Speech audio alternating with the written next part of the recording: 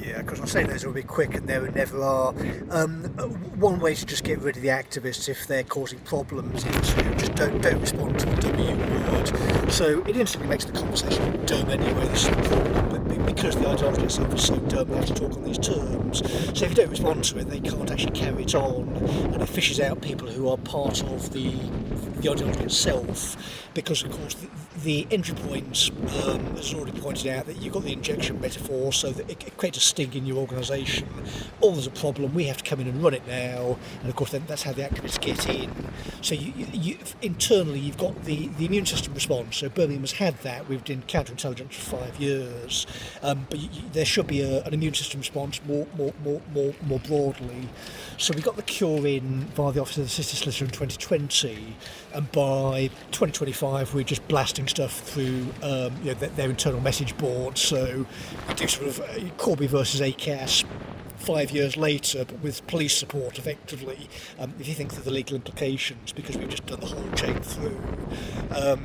We set things up with an unknowing receptionist called David Andrew, because it was intelligence enough to actually discuss anything at all.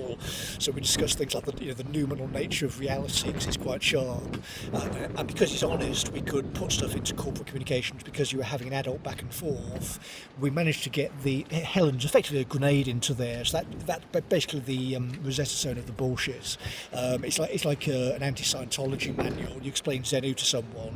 So of course all the activists are now sort of hissing and frothing because their careers now falling apart. But in terms of the way the organisation has been run, because we've got the chain through, this is the equivalent effectively of a bomb. So again, you think of the history of the city, you've now got this unexploded bomb. I mean, there's one by the Ashton Expressway, I think, as well. We had to cut off the roads a bit while that was diffused. But the bomb at this point, of course, is David Gilbourne's career. So Gilbourne obviously must have trained Cotton or created these things for Cotton to credential himself. Cotton has run the local authority, brought Naylor in, and of course it's all gone to shit. That was extraordinarily dangerous. And this is why, we were being sensible in 2020. So when my guys were saying, okay, back off a bit, it was like, yeah, fair enough. Because, of course, the way things were potentially going. But it's just a crime scene. In any kind of, if somebody tries to attack you, you don't get into a fight, you back off and go through legal proceedings, don't you? Because it's how we do things. But we're doing that on a citywide basis now because of this nonsense. But again, the solution is very, very easy. You remove these people because they're just incompetent, right? You can do it without criminal proceedings in many cases. So you don't know what you're doing. You've got the intellectual history of this. It's just dangerous nonsense. No, I'm sorry, get out. And then you've just got all the apparatus who went along with it, and they can carry on if they're doing stuff. But it's places like audit compliance that are the problem. So if you're not honest in audit compliance departments, you can't really keep your job. And because of the way this has happened, you've got a whole lot of crooks in there who are totally incompetent and dishonest. You're catching their assistant directors and just laughing at them from space. I think possibly that might have to be resolved somehow. I don't know how Birmingham intends to proceed in court. I mean, are they going to have the assistant director of legal services show up? After that kind of stuff, I have no idea. But anyway, what more intelligent people than me are thinking through the inferences of this kind of stuff. Sorry, my thought is being gone. If you think about how this stuff is ultimately going to go, I mean, there is no other way than arrests. You cannot possibly have an enforcement and compliance department around vulnerable people where these obviously corrupt people can try to suggest that they're not immune to prosecution. And because they've got a laptop and a quote-unquote grade in an office building, that their apparent status that they think they have, I don't know, they can't be audited. I mean, they were attacking the auditors. We had to find out about this via the press. So again, the auditors saying he's never seen anything like it. Well, we have. The sort of people we've got running around the buildings we have. But you would have thought that even after all the setup, that someone like Southall would have just been removed some months ago and arrested. But the carry on from these women is so bizarre. It's just unbelievable. I don't know what planet Argentieri lives on. I mean, I cannot imagine how her career is going to go after this. Can you imagine actually ever associated with someone that dishonest and dangerous? That you take it upon yourself just to attack people you've never met, never spoken to, and refuse to speak to.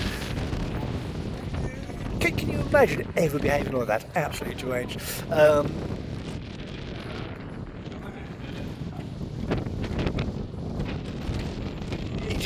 Every time you sit down and think it through, I'm just so blown away. I'm just so blown away. You go to talking to a bloke who's saying, well, I don't know, my neighbours are, I'm afraid they're going to find this on me, to help him with the community safety team, to realising that you're clearly not safe personally, we can't stay there, to them just refusing to talk to anybody at all, doctors, police, security, and these people just think they can go, oh, sorry, bye then, and nothing will ever happen to them.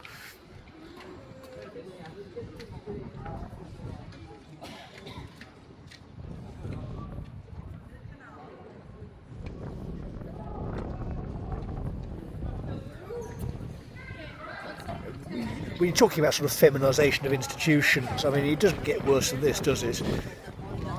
You know,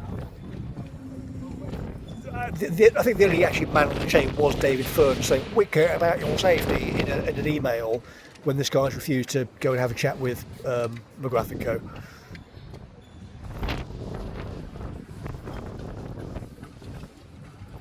You know, can you imagine in court seriously saying that we should sign off possession orders on behalf of this guy?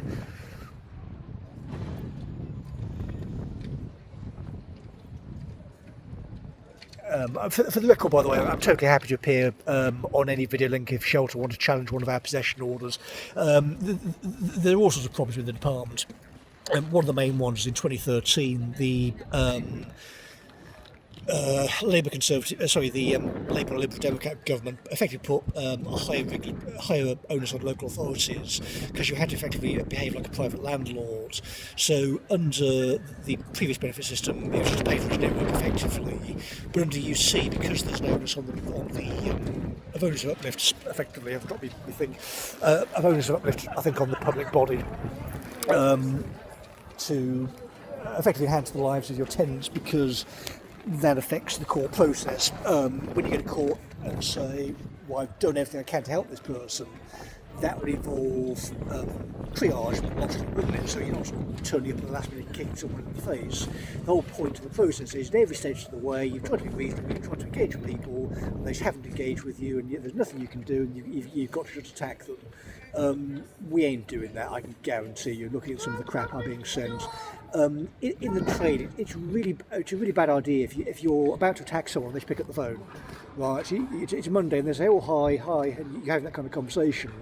Within literally seconds, it's like, we can't put this through, this woman is in a clearly vulnerable position and we need to actually be assisting. You can do that via a spreadsheet because you're in the court office, and again, we're not putting that through the courts. But again, you can't explain to the morons why that's not acceptable, because they're sitting around tittering and laughing. So I'm allowed to attack people that they haven't done the work on, but I have no authority to discipline these women because they're feral, because Tim Southall is AWOL.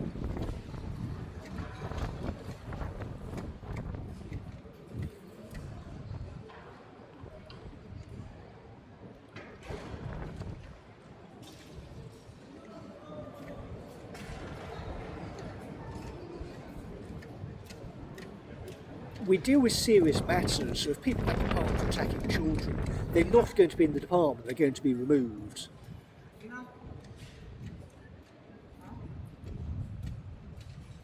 And that biological influence currently involves Deborah Argentieri. I mean, I don't believe I've ever seen this woman in the department in 17 years. I have no idea who this woman is. Again, in a 24-hour online world, she's made no attempt to contact me. And again, once again, is refusing to contact the local solicitors firm or police.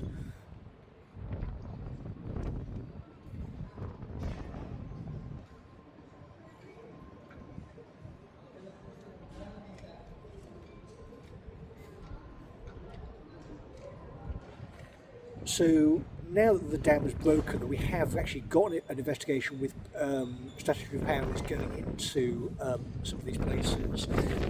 And another great one now on this one is going out to Phillips. So I mean, we'll go to Southall. And of course, the thing is, Southall is basically Phillips, but you've never seen her face. So Phillips is the bureaucratic equivalent of Hyde's police section, but she's totally bent. So I mean, there is no way this woman is going to survive cross-examination by anyone. Again, this is the point. She's hiding because I will tear her face off in kind of any kind of court proceedings. She's attempting to hide, and it's starting to realise that she can't because we're going as hard as we can. There's no way we're giving up. I will starve and die in the cold up here rather than leave people in that city to rot. They're dumping other guys off in sort of armchairs who haven't got the money or resources or whatever it is to flee, possibly. And we're talking about people who are highly intelligent, by the way. Some of these guys have just been subject to predators in the local authority. Because Woodcock Street was basically sort of run like an open air prison, they would let anyone in, and you've got all these sort of predators attacking people effectively with white collars and leaving these guys dumped off, this kind of stuff. The HR guys, of course, have been clearly been falsifying their records. There's been no health, I can guarantee you, for all this time. The prompting for the disability conference was mechanics, professional colleagues started to talk about it, but they're in the private sector, not the public sector. The public sector is not your organisation. You don't play about with it. You do your job properly. So if you're not having doctors on staff, or you're having doctors like Varney, you're getting arrested.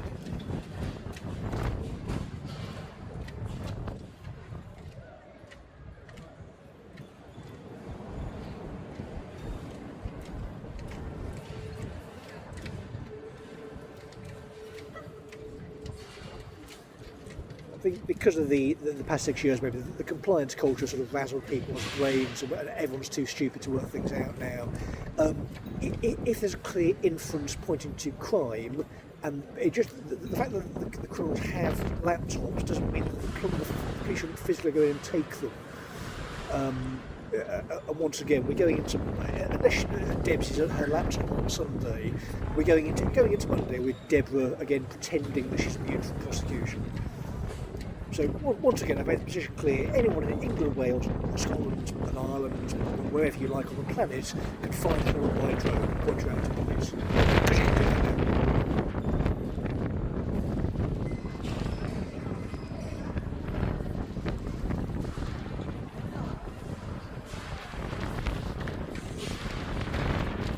And the sort of foolishness of these people all along is that they never got it.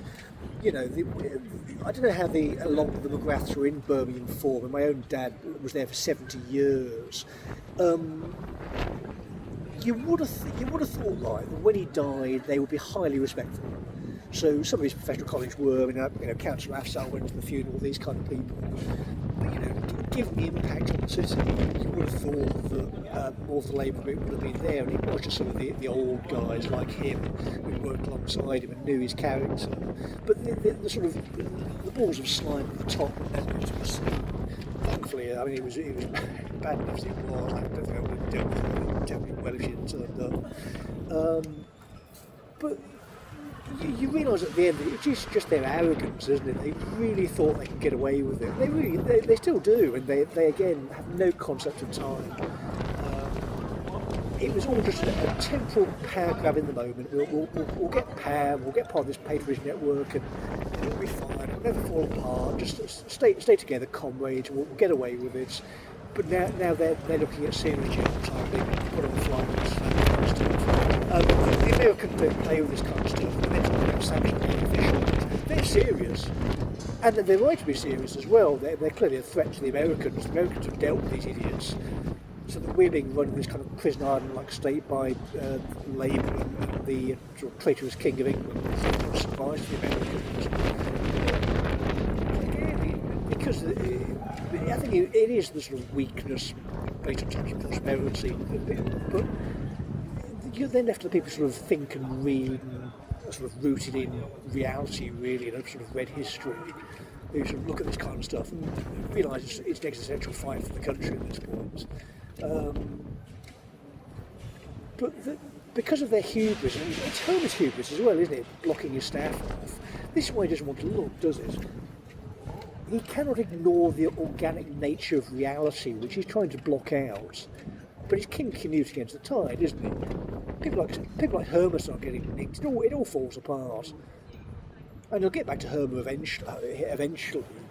You know, if he's interviewed under caution about intersectionality, it's going to be a clown show, isn't it? So just think it through. If you can make inferences, and you can tell the truth, and you can get physically safe, then you can beat these people.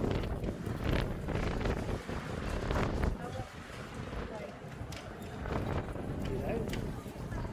They're cowards, not these people don't have any bravery in them, so that they engage this kind of stuff. But if you can engage them in the physical world, so they have to come here and be honest, or they have to hide from a drone. Or people pointing out and saying, sorry, what are you doing?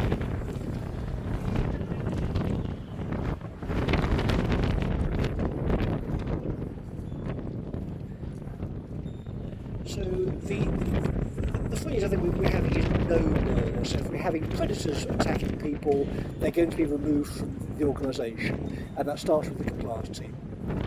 When you're in the court service, I'm telling you to remove activists, you're going to be removed out.